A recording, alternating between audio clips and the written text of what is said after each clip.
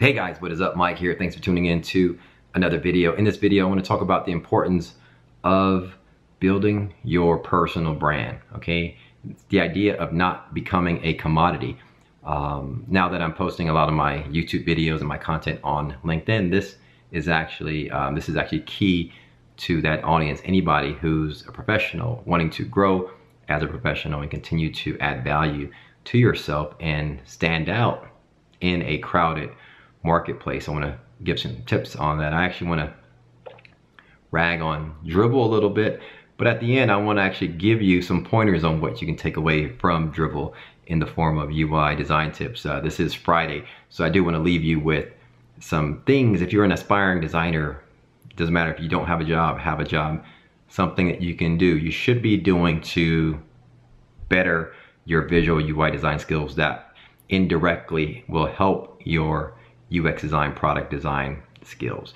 The idea of personal branding, this came about now that I'm posting a lot of my content on LinkedIn as well. Somebody reached out to me, somebody who follows me, who's been following me for a while, because he pointed out the fact, I'm not gonna say his name, but he just had an interview, and he said he had an interview in San Antonio, you know who you are, and he said, Mike, thank you for all you do and all your tips and all that stuff. He was excited because his interview went extremely well.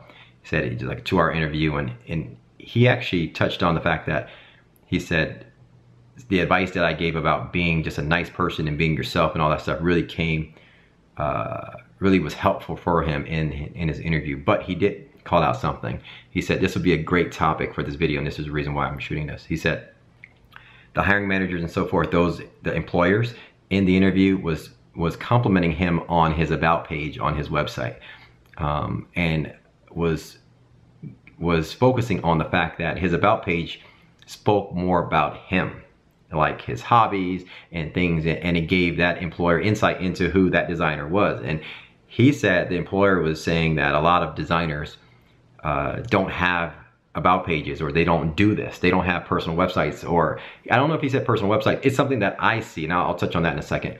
But a lot of designers don't focus. I think they got away from building their brands. I know it was, you know, maybe it was in a while back, but a lot of designers don't do it. And this leads me to Dribbble. I was on Dribbble, and a lot of designers, you know, a lot of fancy designers, right? Showing all these beautiful interactions and beautiful visual UI designs. But there's a problem. The problem is there's not only one, there's not 10, there's hundreds of designers across the world. London, America, India, Bangladesh, Bangalore, all across the world, right? And they're all different price points, and they all can do the same work. They're all looking, you know, this agency is looking for work, or this designer is looking for work, this guy can do this, this, and that. The point here is, yes, you're on Dribbble and you have amazing skills, okay?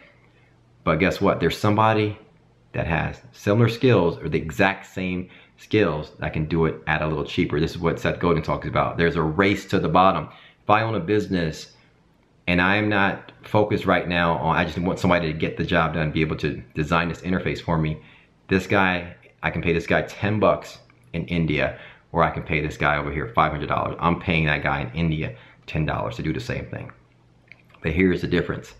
The difference is a lot of these designers, they don't have websites. Their websites is Dribbble, right? And so the only thing that they have is their work, okay? That's the only thing that differentiates them from the next guy. It's just their work, right?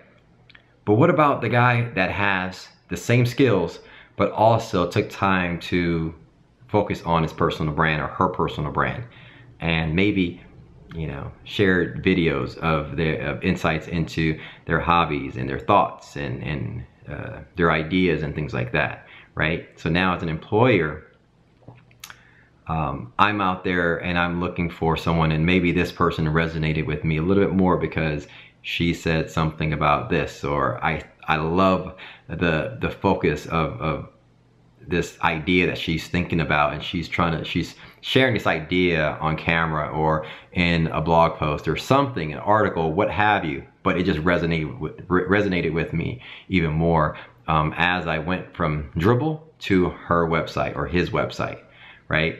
Versus the designer that doesn't have that website. So I land on that website now, I see a little insight into their family, their home, right? Pictures of you know, of the things that they love to do. So that hits home, and that now differentiates that person in a lot of cases from this other designer, because indirectly when you share your thoughts and ideas, whether it's a blog post or a video like this, you're sharing your thoughts and your mindset that employers love to see. Now this guy that reached out to me, I don't know if he's doing videos or anything, but the point here is you don't have to do videos, but it's there for you, right? Like I said in my last video, you don't have to ask questions. You can pick up a camera, pick up your mobile phone and start recording, right?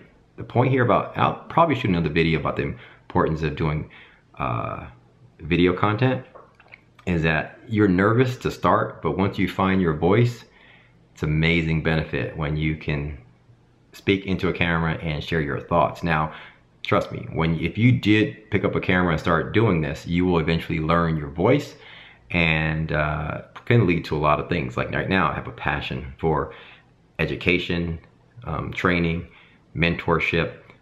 This is something that I have a passion. I can do this for the rest of my life, and so that's started from me doing videos, YouTube videos, thanks to Gary Vee.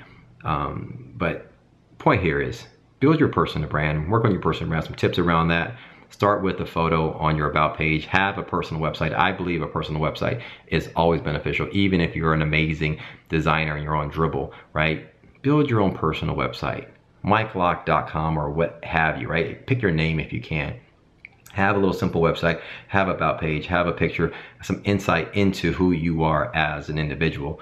And if you feel the need and want to expand that, create a YouTube channel, just share your thoughts, right? It doesn't matter if you have 1 subscriber, you're not doing it right now to sell anything, just do it to share your thoughts. So that's my advice. Work on your personal brand. It will differentiate you from other people. Lastly, Friday, I'm gonna give you some tips. If you've watched this video this long, obviously, thank you. You probably like the things I talk about if you watch it to this point. Tips, and I talked about this in the back, and I'll be touching on this more so.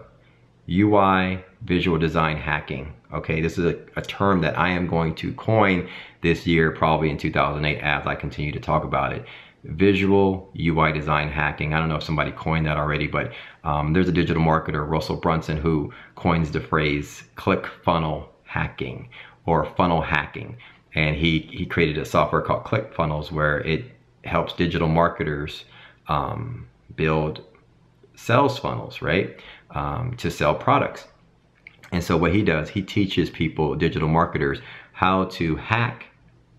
And this is nothing, you're not doing anything bad. Now the word hack sounds bad, but what you do is you buy products of other successful businesses and see the types of funnels, the sales pages that they have, and you model your business off of that, right? Obviously you go after successful products, and you can go to clickbank.com and see successful sales funnels. The point here is the same concept is used to grow your visual UI design skills. Now in the past I talked about copying. I used the word copying, but now I'm going to coin the phrase hacking.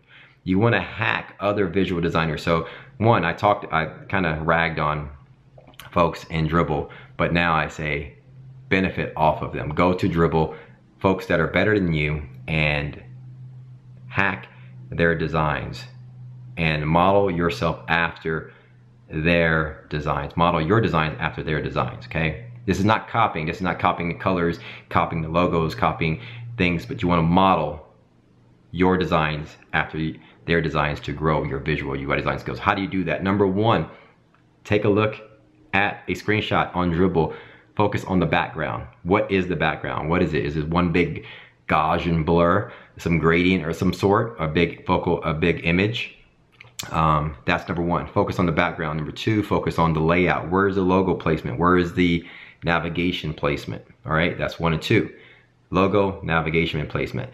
3, focus on the body. Where's the content? How's the content laid out? Is it a big single page, scroll down the page, right?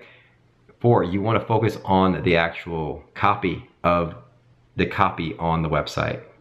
Notice the font size between the header and the body of certain content sections, okay? 5, focus on the actual typography. Are they using Georgia font? Are you using Arial? Are you using Helvetica? Sans serif font versus serif font, right? 6, focus on the icons. What type of icons are they using? How are they placing their icons? How are they using those icons? All right. And 7, just any design elements. And pretty much what I've just gone over just now is basically what makes up a UI design, what type of images and things like that. So focus on where they're placing images, how they're placing images, what's an image and whatnot, and the placement of the content versus the image and things like that. It's the overall layout. Now, I touch a lot about this in some of my videos on my website. You can learn more about that at mlwebco.com, and I'll be touching on this more so and give you actually tactical screenshots on how to do all this.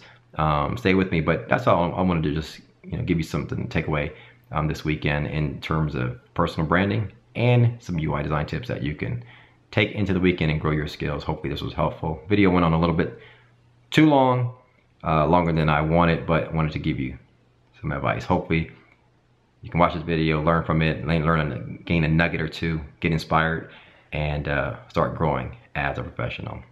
Thanks for watching, guys. If you like the things I talk about, hit the thumbs up, share my videos, leave me a comment if you have any questions, and visit my site, mlwebco.com, if you want to learn more about me and things I do.